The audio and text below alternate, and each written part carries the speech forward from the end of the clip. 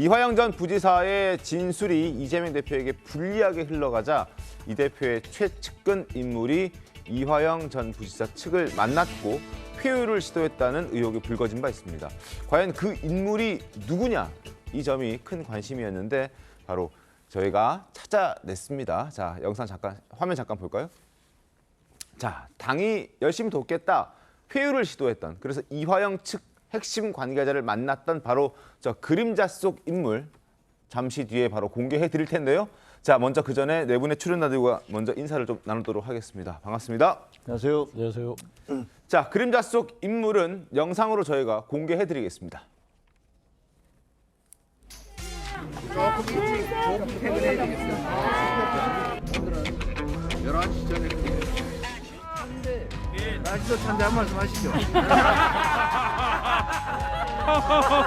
아니 정말 날씨도 찬데 반드시 이겨내겠습니다. 대신에 제가 다시 한번 부탁드립니다. 이번에는 정말로 오지 마십시오. 가보니까 갈 필요가 없었지요. 그러니까 이번에는 정말 다시 한번 간곡히 부탁드리는데 오지 마십시오. 아무리 마음 아프시더라도 절대로 오지 마십시오. 아까 차에 내리시면서도 오지 말랐는데 왜 왔냐 이렇게 말씀을 하셨는데 혼자 들어가는 모습이 보기 그래서 혼날 각오하고 왔다. 대표님 그 어려운 길을, 험난한 길을, 가시밭길을 가는 것에 같이 지켜보기 위해서 왔고요. 이화영 측근을 만난 인물, 그림자 속의 인물 바로 박찬대 최고위원이었습니다. 박찬대 최고위원, 이재명 대표의 최측근으로 꼽히는 인물인데 당이 열심히 돕겠다라고 회유를 시도한 것으로 지금 이화영 측을 만난 사람 바로 박찬대 최고위원이었습니다. 자, 권선희 기자님, 이화영 전 부지사 측도 만난 사실은 인정을 했잖아요, 그죠? 예, 이제 뭐라고 얘기를 했냐면 이제 회유는 없었다. 그래서 이제 상황이 어떻게 돌아가는지 이야기를 했다. 이렇게 밝힌 거거든요. 네. 그 측에서 이제 측근이 또 다시 얘기를 한 건데 사실 이 박찬대 의원이란 분은 이제 이재명 대표의 측근이라고 이제 할 수 있는 게 그때 전당대회 때도 나는 이재명 대표와 함께 이제 이 당을 이제 잘 해 나가겠다. 이런 식으로 공약을 펼쳐서 이제 당선이 된 분이고요. 네. 그 후에도 지금 화면에서도 보셨지만 굉장한 이제 최측근으로 지역도 이제 가깝고 해서 굉장히 이제 활동을 하고 있고 이제 TV조선이 이번에 특종 보도를 했지만 사실 이분을 만난 것은 사실이에요. 근데 그 중간에 그 만나서 어떤 얘기를 했느냐가 사실 어떻게 보면 중요한 것 아니겠습니까? 정말로 당이 도와줄 테니까 당이 다 나서서 이화영 전 부지사를 도와주겠다. 이 얘기를 한 건지는 이제 정확하게 나오지는 않겠죠. 근데 네. 만난 사실 자체는 지금 확인이 됐다고 합니다. 네, 알겠습니다. 박찬대 최고위원이 이화영 전 부지사 측 관계자를 만났고 그 이화영 전 부지사 측이라는 그 사람이 이화영 부인을 만났습니다. 그러면서 이제 이상한 일들이 벌어지기 시작합니다. 화면 보겠습니다. 자, 지금 다른 화면 부탁드리겠습니다. 달력 화면 부탁드리죠. 자, 박찬대 의원이 용인을 다녀온 후에 벌어진 일들이 참 묘합니다. 이화영 부지사의 부인이 민주당에 19일에 탄원서를 제출했고요. 그리고 이화영 옥중 편지가 공개가 됐습니다. 뭔가 만난 이후에 당이 돕겠다라는 메시지가 간 이후에 무언가가 묘하게 참 흘러간다라는 생각이 듭니다. 양금희 의원 어떻게 보셨습니까? 저는 일련의 지금 이 상황들을 지켜보면서 제일 먼저 드는 생각이 까마귀 날자 배 떨어진다라고 하는 속담이 제일 먼저 생각이 나더라고요. 사실 이 부분을 들여다보면 이 사건이 생기게 된 가장 큰 이유가 이화영 전 부지사가 입장을 바꾸었다라고 하는 기사가 나오면서부터 민주당의 어떤 움직임이 굉장히 빨라지고 있었습니다. 그래서 우선 여기 방금 이제 나왔던 내용처럼 박찬대 최고위원이 이화영 전 지사의 부인을 만나고 그 이후로 탄원서가 검찰이 아닌 민주당으로 전달이 되고 네. 또 부인이 다시 이화영 전 지사를 찾아가서 만나서 그다음에 옥중 편지라고 하는 걸 가지고 오게 됩니다. 근데 사실은 이제 이 사실들을 지켜보면서 재판정에서 부부 싸움이라고 해서 네. 크게 뉴스에 났던데요. 그 부부 그렇습니까? 싸움에서 그 부인이 한 얘기를 들여다보면은 굉장히 시사하는 바가 많습니다. 일단 증명되어진 것이 이화영 전 지사가 입장을 바꾸기 시작했다라는 사실을 부인의 입을 통해서 나왔고요. 네. 그리고 두 번째 이 부인이 했던 말이 또 무엇이냐 하면은 당신이 그렇게 하면 내가 가족으로서의 모든 지원을 끊겠다. 이렇게 지금 얘기를 하면서 저는 오히려 부인이 남편을 향해서 거의 회유와 협박을 하고 있지 않나 이런 생각이 들 정도였습니다. 그래서 그 두 분의 어떤 관계가 어떨까라고 하는 굉장히 의심이 사실은 저는 그런 가운데 있고요. 네. 그다음에 제가 여기 봤을 때에 지금 이런 모든 일련의 민주당 의원들이 또 수원 검찰에 가가지고 연산 농성까지 했지 않습니까? 왜 그게 갔을까? 여기서는 지금 검찰에서 강압 수사를 통해 가지고 굉장히 큰 압박을 통하기 때문에 인권의 문제를 지금 예를 들고 있습니다. 네. 그런데 사실 검찰에서 밝힌 내용을 들여다보면은 가족 면회가 한 50여 차례, 그리고 변호사 면회가 180차례, 네. 그다음에 국회의원의 면회가 7차례가 네. 진행되었다고 하더라고요. 근데 10달 동안에 이렇게 많은 230여 차례의 면회가 실시되었다면 휴일을 제외하고 나면 거의 매일 가까이 면담이 이루어진 거예요. 네. 그런데 어떻게 해서 이 압박이 그렇게 세서 지금 인권을 문제시 삼을 정도로 검찰이 압박 수사를 하고 있냐 이렇게 얘기하는 건 사실 굉장히 부당한 이야기고요. 수사를 받는 사람의 입장에서는 당연히 압박감을 느끼는 건 당연하다고 저는 생각하고 네. 이런 점에서 보면은 민주당이 지금 굉장히 이 부분에 대해서 압박감을 오히려 느끼고 있는 거는 민주당이 아닐까라는 생각을 갖고 있습니다. 서영주 대변인 어떻습니까? 이건 너무 이제 상식적인 얘기들인데요. 이화영 전 부지사 자체가 10개월 동안 구금된 상태에서 검찰 조사를 받잖아요. 근데 아까 양금 의원께서 얘기했지만은 접견을 하루에 한 차례 자주 했다고 해서 압박감을 안 느낀다. 조사는 검찰 조사실에서 받습니다. 면담 장소에서 받는 게 아니라. 그 감금된 상태에서 검찰이 계속 불러서 똑같은 얘기를 물어보고 하다가 한 9개월이 지나서 10개월쯤 돼서 진술이 나오죠. 그 진술이 바뀐 게 나오는데 이 자체를 보면 이화영 정부사의 부인이 어떤 관계겠어요? 가장 가까운 관계죠. 구금된 상태에서 대리인으로서 변호인들을 계약하고 네. 변호인과 만나고 사건에 대해서 이야기를 듣고 또 말한 대로 가족과의 면회를 통해서 이화영 전 부지사의 얘기와 심정, 그다음에 본인의 진술들, 속 얘기를 가장 많이 하는 게 부인 아니겠습니까? 가족 간에 다 관계가 있었지만 부인보다 가까운 사람은 없죠. 친구보다. 그런 측면에서는 지금 이화영 전 부지사의 아내분은 지금 주장하는 바가 딱 한 가지인 것 같아요. 진술을 왜 바꿨냐. 이재명 대표의 불리한 진술을 왜 바꿨냐 이게 아니라 당신의 검찰의 회유와 압박에 굴복했냐 이거예요. 이 둘의 관계는 대학 시절에 민주화운동 동지로서 만나서 오랫동안 어떤 부부관계를 이어왔습니다.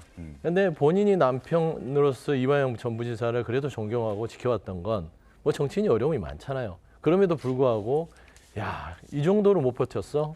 검찰의 회유 압박에 굴복했어? 창피한 거예요. 결국에는 이 창피한 부분에 있어서 남편에게 질책을 하는 부분이지 무슨 이재명 대표에 대해서 곧 있으면 재판장에서 이화영 전 부지사가 진술할 거 아닙니까? 그다음에 보세요. 민주당 의원들이 찾아간다. 당연히 국민의힘도 이런 검찰의 회유 압박이 있다는 정황이 나오면 찾아가서 검찰에 항의를 해야죠. 민주당 의원들도 지금 검찰 자체가 원래는 이화영 전 부지사가 쌍방울과의 관계가 뇌물 혐의로 와서 돼 있는데 갑자기 뇌물 혐의 정치자금법으로 전환을 하고 있습니다. 그 시도 자체가 유일하게 이화영 전 부지사의 진술 자체예요. 그러면 검찰의 회유와 압박이 있었다는 정황들이 나타나잖아요. 탄원서, 그다음에 옥중 편지 이런 것들이 나타나니 어떻게 된 것이냐. 검찰에 항의 방문해서 그에 대해서 당신들의 수사 자체가 야당 대표에 대한 탄압의 어떤 표적수사 아니냐 항의할 수 있다. 근데 그걸 가지고 무슨 회유 압박? 저는 그건 아닌 것 같습니다. 이번 사건의 진상이 점점 드러나고 있는데 네. 첫 번째 이분이 이제 이화영 전 부지사가 진술을 번복했다는 보도가 나오니까 네. 민주당 쪽에서 뭐라고 그랬냐면 검찰의 언론 플레이가 시작됐다. 이렇게 막 공격을 했어요. 근데 나중에 드러난 사실은 뭐냐? 비공개 법정에서 변호사가 한 얘기였다라는 네. 게 드러났어요. 그러니까 민주당이 처음에 주장했던 검찰발 언론 플레이라는 사실은 그것은 사실이 아니다라는 게 입증이 됐죠. 그리고 왜 이렇게 민주당이 당 차원 전체에서 펄펄 뛰고 있느냐. 제가 보기에는 급소를 맞았기 때문에 그래요. 사람이 급소를 맞으면 자기도 모르게 억소리가 나기 마련이거든요. 지금 현재 이화영 전 부지사가 입장을 바꾸게 되면 네. 그 이전에 김성태 쌍방울 그 회장이 입장을 바꿨고 그 중간 매개체라는 이화영 지사는 부인을 해왔단 말이에요. 이분까지 입장을 바꾸게 되면 사실 이재명 대표는 움치고 뛸 데가 없습니다. 그냥 다 그 모든 혐의가 확인이 되는 거예요. 그러니까 민주당으로서는 펄펄 뛰고 난리가 나, 뭐 표현이 좀 그렇습니다만 난리가 났다고 보여지는 거죠. 자, 보면 부인이 탄원서를 제출해요. 네. 아니, 탄원서를 왜 민주당에 제출을 합니까? 법원에 탄원서는 제출하지 원래 않고. 경찰, 검찰, 법원에다 내는 거죠. 근데 민주당에다 탄원서를 냈다는 사실 자체가 부인의 행위가 정치적 행위라는 것들을 보여주는 거고, 그다음에 지금 가서 이 부인이 법정에서 남편한테 본인이 진술을 한 거 아닙니까? 본인이 이화영 씨가 진술을 했고 변호인이 확인을 해줬는데 부인이 가서 이재명 대표가 하지 않았다고 얘기를 해라고 법정에서 남편을 막 윽박질러요. 제가 보기에는 재판장이 저거 분명히 감치명령 내려도 됩니다. 부인이 아니었다면 분명히 감치명령 같은 거 내렸을 거예요. 그리고 저 사람 구치소 구금시켜 이렇게 얘기를 했을 겁니다. 아니 어떻게 당사자가 했다는데 아무리 부인이라도 그걸 왜 당신이 그런 얘기를 하지 않았다고 얘기를 해라고 구체적인 혐의 내용에 대해서 얘기를 하는 것은 완전히 잘못된 거죠. 그리고 지금 다른 분들이 민주당에서 네. 그 면회를 집단으로 가겠다고 하면서 그 앞에서 시위를 벌이고 그러잖아요. 네네. 그걸 보면서는 과거에 서초동에서 있었던 조국 시위가 생각나요. 조국 무죄, 정경심 사랑해요 하면서 수많은 사람들이 가서 검찰 수사를 압박을 했지 않습니까? 지금 그것에 이제 법조판이죠, 이게. 아까 국회판이죠. 그때는 일반 시민들이 몰려나와서 지지자들이 몰려나와서 이랬다면 지금은 뭐 그렇게까지는 할 수 없으니까 국회의원들이 가서 그렇게 하시는 것 같은데 이런 모든 일련의 사태는 네. 결국은 이것이 지금 현재 급소, 약점 이런 것들이 제대로 찔렸다. 그래서 저렇게 펄펄 뛰고 있다. 이런 생각을 하게 합니다. 알겠습니다. 제가 그런 생각도 맞는 뭐 시각일 수도 있어요. 국민의힘에서는 그렇게 보이시겠지만 보면은 문제 본질이 이화영 전 부지사하고 쌍방울의 관계입니다. 이화영 전 부지사는 평화부지사 되기 전부터 쌍방울에 오랫동안 말하자면 뇌물 혐의가 그런 거 아닙니까? 차량 제공받고 법인카드 쓰고 그런 관계를 오랫동안 가지고 본인이 평화부지사로 들어와서 어떤 쌍방울의 사업권을 뭔가를 특혜를 주려고 했던 부분에 지금 재판이 진행되고 있었던 겁니다. 근데 검찰은 근데 옆에 경기 당시에 이재명 지사가 있었는데 그걸 몰랐을까? 당신 대북송금 쌍방울에 어떤 특혜를 주기 위해서 했던 것들을 이재명 지사가 알지. 그러면서 그 일부 돈이 대납된 거 아니야. 이 말하자면 목적을 가지고 가는 거예요. 그런데 오랫동안 그게 없었는데 갑자기 튀어나오니까 민주당은 아니 순차적으로 제대로 된 수사가 아니라 그냥 강압적으로 회유당해서 진술 하나를 바꿔서 가는 것인데 하나는 지켜보시죠. 아직은 이완영 전 부지사가 재판장에서 본인의 진술에 대해서 진술을 하지 않았잖아요. 그러면 그 결과에 따라서 결국에는 이게 뭐 민주당이 회유를 하는 데서 바뀔 것도 아니고 말씀한 대로 뭐 부인이 뭐 윽박을 지른다고 해서 바뀔 거 아니지 않겠습니까? 사실관계는 이완영 전 부지사가 재판장에서 바뀔 것이다. 저는 그런 생각하고 있습니다. 알겠습니다. 자, 어제 사실 뭐 이화영 전 부지사의 부인이 라디오에 출연했었고 그 라디오 출연 내용 가지고도 좀 난리가 났었습니다. 이화영 전 부지사의 부인이 이화영 부지사가 이재명 대표에게 보고했다라고 법정에서 진술하려고 했다. 이런 얘기까지 직접 꺼냈기 때문에 굉장히 좀 그 술렁술렁했었습니다. 그 라디오 직접 좀 들려드리겠습니다.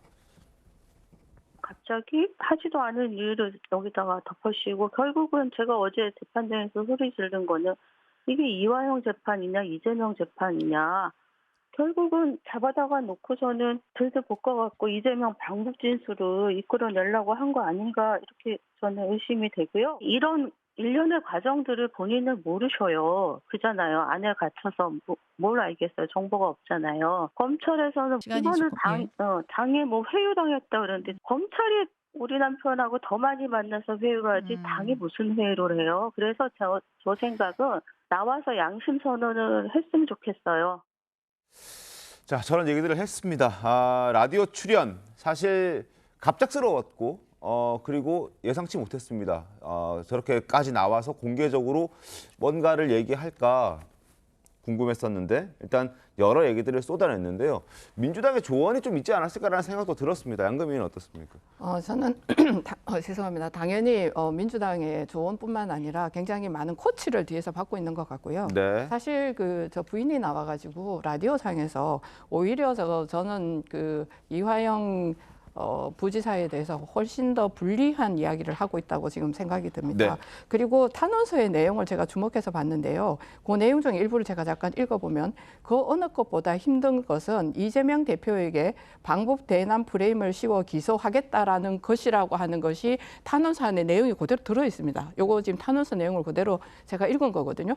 요 내용을 읽다가 보면 어떤 생각이 드느냐 하면 이 부인이 이화영 부지사의 부인인지 아니면 이재명 대표를 구하기 위해서 나온 분인지 제가 헷갈릴 정도인 거예요. 그래서 본인이 거기서 아마 재판정에서도 이재명의 재판이냐 이화영의 재판이냐 이렇게 아마 외쳤던 것 같습니다. 그런데 이제 제가 그때 방송 출연하면서 옆에서 얘기를 들어보니까 두 분의 관계가 부부지간이기도 하지만 민주화 운동을 했던 동지적 관계라고 하는 네. 부분을 이제 말씀을 하시면서 그렇기 때문에 그런 얘기를 했을 거다라고 얘기를 하던데 저는 가끔 드는 생각이 그 동지적 관계라고 하는 것이 좋을 때 그러니까 서로가 좋은 선의를 가지고 어떤 일을 행할 때는 동지라는 말을 쓰는 게 맞습니다. 그런데 저는 제가 봤을 때 이게 나쁜 의도로 사용될 때는 패거리 정치가 되는 거거든요. 그래서 저는 이 부분을 가지고 보면 이 부인은 지금 이화영이라고 하는 분을 도와주기 위해서 정말 부인 같으면 남편이 최소한의 어떤 형량을 받는 게 가장 목표가 아니겠습니까? 그럼에도 불구하고 이화영 부지사를 구하기 위한 어떤 행위보다는 이재명 대표를 구하기 위한 행위가 훨씬 더 강조되고 있고 이야기를 많이 한다는 사실입니다. 그래서 나와서 양심 선언을 해라. 그러니까 지금 가이드를 다 주고 있는 거잖아요. 남편에게 어떻게 행동하라고. 그러니까 이 부분들을 들여다보면 저는 이 부인과 이화영 전 부지사와의 관계가 일반적인 부부의 관계 같지 않다. 이것을 유추할 수 있다고 저는 생각합니다. 김근식 국민의힘 서울 송파병 당협위원장 역시 비슷한 의견을 보여주고 있습니다. 이화영 전 부지사 부인의 행태가 가관이다. 성균관대 운동권 출신 부부로 알고 있다. 남편이 진실을 말하는데 왜 저렇게 버럭 소리 지르고 남편 변호인까지 해임하는 걸까? 이화영의 입을 틀어막고 진실의 문이 열리는 걸 끝까지 거부하는 부인의 괴이한 행태라고 지적했습니다.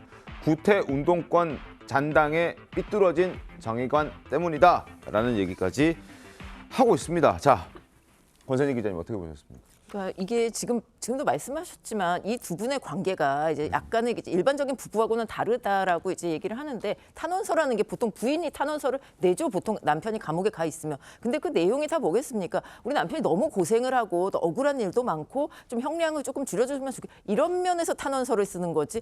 이재명 대표를 얘기하면서 탄원서를 쓴다는 거 이거 자체가 그렇게 평범한 일은 아니잖아요. 그래서 지금 그래서 김근식 위원장이 좀 얘기를 한 것도 사실 방금 다들 나온 얘기하고 일맥상통하는데 이 운동권이 출신이고 민주화 운동을 같이 했다는 이런 분들이 이제 그거에 대한 이제 비뚤어진 정의관 이렇게 말을 하면 근데 이제 김근식 위원장의 얘기니까 이렇게 볼 수 있고요. 그리고 이제 이 계속 이제 부인이 이런 식으로 변호인에 대해서도 아니 우리 가족의 입장도 아니 근데 이게 남편이 한 일인데 왜 가족의 입장에 들어가야 되는지 사실 저는 이해는 잘 안 되거든요. 이 시식 콜콜 집에 가서 어떤 얘기까지 내가 뇌물을 받았다 그리고 이재명과 어떤 관계다 이런 얘기까지 다 하는지는 솔직히 저는 잘 모르겠고 부인이 이렇게까지 강하게 나오는 데는 회유까지나 뭐 회유는 아니라고 주장을 하겠죠. 회유 아니면은 또 다른 이유 여러 가지가 있는 것이 아니냐 그 부분도 좀 봐야 될 필요가 있고 일단 이 재판 자체는 이화영 전 부지사가 그것을 받았고 그리고 뭐 본인이 어떻게 뭐 방북을 하고 문제가 아니라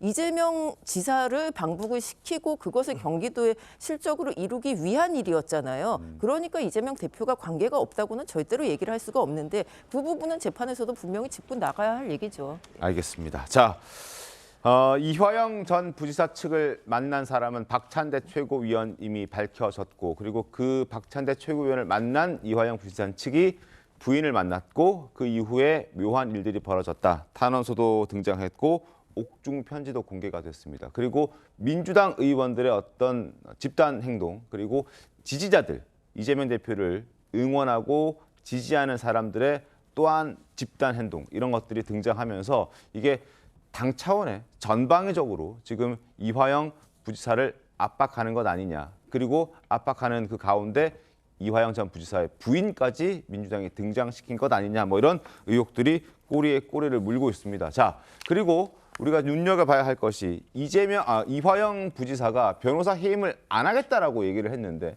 그 결정을 오늘 이제 최종적으로 하겠다고 합니다. 과연 변호사 해임을 하지 않는다면 지금 이화영 부지사 측은 민주당과 선을 긋고 나의 길을 가겠다라는 메시지를 던지는 것이기 때문에 이 부분을 좀 주목해봐야 될 것 같은데 김종민이 어떻습니까? 그 사실 해임을 하든 안 하든 이 상황은 그 이화영 전 부지사의 의견이 온전히 본인의 것이 아니라는 사실이 지금 입증되고 있잖아요. 평생을 함께했던 민주당의 다른 동료들이 굉장히 압박을 가하고 있고 네. 부인은 당신이 그렇게 나오면 나는 이제 더 이상 부부관계 아니야. 가족관계로서의 책임과 의무 안 할 거야. 네. 이렇게까지 압력을 가하고 있단 말이에요. 그래서 만약에 일반 국민들이 보시기에 저분이 만약에 해임 부인 말대로 하겠습니다라고 얘기하면 그것이 정상적인 자기 의지라고 생각을 하겠습니까? 아니면은 야 정말로 압박을 받아서 진실을 이제는 말을 못하겠구나. 네. 이런 생각을 갖겠습니까? 저는 변호사 해임과 관련해서는 어떤 느낌이 드냐면요. 과거에 왜 조국 하고 정경심 씨가 자기 학교에 내려가서 컴퓨터를 교체하려고 내려갔더니 네. 유시민 씨가 그게 증거인멸이 아니라 증거 보존이다. 그건 증거 보존이다 이렇게 얘기했잖아요. 이번에 변호인을 이화영 부지사의 변호인을 바꾸겠다라고 얘기를 하면서 그러면서 거기 뭐라 그럽니까? 인권 우리 남편의 인권을 위해서 검찰이 회유 공작을 하니까 우리 남편의 인권을 보호하기 위해서 변호사를 바꾼다 이렇게 얘기합니다. 제가 보기엔 둘 다 궤변 중에 궤변이죠. 말이 안 되는 소리예요. 정말로 이화영 누가 제일 잘 알겠습니까? 이화영 부지사 본인이 제일 잘 알아요. 변호인들이 자기를 어떻게 변호해 주는지는 제일 잘 알고 있을 거 아닙니까? 지금 외부 사람들이 지금 난리 법석을 떨고 있는 거 아닙니까? 왜? 제가 보기에는 진실이 드러나는 것을 막기 위해서 그런 거예요. 그래서 측근들도 보내서 네. 이화영 부지사의 측근에게 가서 뭐 무슨 말을 했는지 모르지만 저는 회유를 했을 거라고 봅니다. 그렇게 회유를 했던 것 같고 부인까지 등장시키고 이런 일련의 사태들을 보면 무지하게 다급하구나. 무지하게 겁이 나는구나. 뭐 이런 것들이 입증해주고 있다고 봅니다. 그러니까 이제 보면 이게 과거를 거슬러 올라가야 됩니다. 쌍방울 사건 검찰이 수사를 시작한다고 했을 때 이재명 대표에 대해서 이야기를 했던 거예요. 이재명 대표 잡자. 쌍방울 사건 보십시오. 김성태 씨 들어오면 변호사비 대납으로 금방 증거가 나와서 뭐 기소되고 그럴 줄 알았어요. 아무것도 안 나왔어요. 그 다음에 뭘 찾아내죠? 대북송금 찾아냅니다. 대북송금 찾아냈더니 없어요. 그러니까 이화영 부지사만 뇌물 혐의로 해놓고 나서 10개월 동안 감금시켜놓고 계속 진술을 강요할 수 있는 그런 여건을 만들어 놓은 것이죠.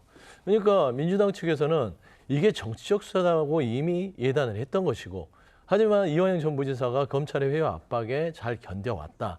그러던 차에 10개월이 됐는데 어떤 진술의 취지가 나왔고 결국에는 부인은 이런 겁니다.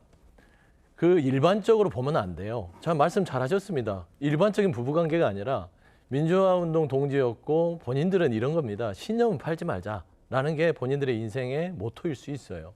그러니까 최소한 양심은 돈이나 권력과 바꿔먹지 말고 살자. 이런 사람들일 수 있기 때문에 지금 현재 부인은 그런 거예요. 보통 우리 영화 대사에 이런 게 있죠. 내가 돈이 없지 하여튼 폼이 없냐 이런 얘기를 하는 것인데 이화영 전 부지사의 진술 자체를 바꾸고 나서 이게 전방위적으로 민주당으로 쏟아져 들어올 만한 검찰의 어떤 그런 압박과 방향성에 대해서 왜 굴복을 했냐, 무엇과 바꿨냐, 그래서 양심 선언을 해라라고 하는 것입니다. 사람이라는 게요. 일반적으로 형량을 차라리 내 남편이 형량을 좀 적게 받고 나오는 게 낫죠. 민주당이 뭘 해주겠어? 이재명 대표가 뭘 해주겠어? 이렇게 생각을 갖는 게 일반적일 거예요. 하지만 이화영 전 부지사의 아내분을 일반적으로 생각하고 분석하는 것들이 결국엔 접근 방식이 틀리는 것이고 그리고 그 뒤에 민주당이 있다? 아니 이화영 전 부지사는요. 지역위원장입니다. 민주당과 관련되어 있고 오랫동안 국회의원도 하셨고 그다음에 당과 많은 사람과 인맥들이 있어요. 그러면 그래도 한 솥밥 먹던 같은 당에 정당 활동했던 분이 이런 정치적 수사에 휘말려서 있는데 모르쇠로 있으라. 그것도 참 야박하지 않습니까? 저는 그런 부분에 있어서는 회유 압박보다는 기본적으로 검찰이 정상적인 수사를 좀 했으면 이런 일이 없지 않았을까라는 좀 말씀을 드립니다. 사실관계에 있어서는 예를 들면 민주당 쪽에서 계속 얘기하는 게 왜 변호사비 대납을 하다가 대북 송금으로 수사가 넘어갔느냐 이렇게 얘기를 하세요. 근데 그 사실관계 분명히 해야 돼요. 처음에 변호사비 대납 뇌물 이걸 갖고 문제가 되기 시작했어요. 근데 네. 김성태 씨가 해외로 도피했잖아요. 네. 그리고 그 와중에 언론에서 추적을 보도해서 야 이게 대북 송금도 좀 이상하다 이런 얘기가 계속 보도 나오기 시작했던 거예요. 그리고 김성태 씨가 들어왔어요. 근데 들어와서 하는 얘기가 예 대북 송금한 게 사실입니다라고 얘기를 했습니다. 자 내가 어떤 마약 사범 수사를 하다가 네. 보니까 이 마약 사범이 살인이나 강도를 저질렀어. 그러면 마약 사범 수사만 해야 됩니까? 살인과 강도 수사를 해야 됩니까? 당연히 더 큰 범죄에 대한 수사를 하는 게 당연한 거예요. 제가 검사라고 하더라도 이 사람의 뇌물죄를 수사하고 있었는데 수백만 불을 북한에다 넘겼어? 그러면 이게 도대체 배우가 누구야? 이렇게 수사를 하는 건 너무나 당연한 겁니다. 그거를 마치 잘못된 수사를 했다라고 얘기를 하시는 것은 제가 보기엔 말이 되지 않는 얘기고요. 네. 그리고 무슨 뭐 지금 말씀하신 대로 그 부인께서 그 돈이나 뭐 이런 것보다는 양심, 양심의 자유, 그건 뭐 모르겠습니다. 부인이 어떤 분인지 뭐 모르겠는데 그 지금 이화영 전 부지사가 쌍방울로부터 차량을 제공받고 법카를 제공받아서 1억 넘게 돈을 쓴 것이 별로 그렇게 그게 양심에 따른 행동은 아니라는 사실. 그리고 부인은 과연 모르셨을까? 알겠습니다. 자, 어찌됐든 일반적으로 상식적으로 우리가 생각했을 때 쌍방울의 김성태 전 회장이 북한에 800만 불의 돈을 보낸 건 팩트고 그리고 그 돈은 스마트팜과 이재명 대표의 방북 비용입니다. 자, 방북 비용을 추진하는데 이화영 전 부지사가 경기도지사를 무시하고 패스하고 혼자 진행했을까? 보고하지 않았을까? 일반적으로 상식적으로 한번 생각해 볼 필요가 있다는 생각이 듭니다.